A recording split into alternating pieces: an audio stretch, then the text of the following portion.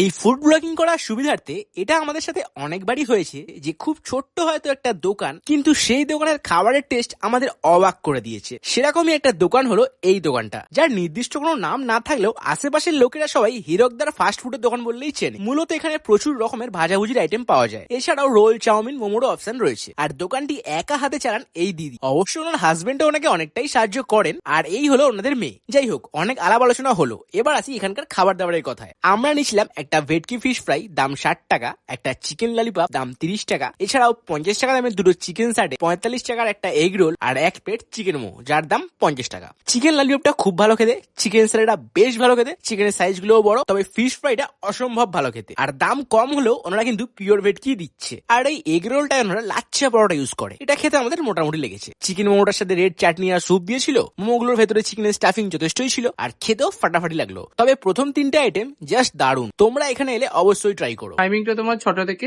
9:30। Serampore station থেকে নেমে টোটো স্ট্যান্ডে এসে সিমলা আলিতলা বললেই হবে। আলিতলা মন্দির তার পাশেই একদম এটা।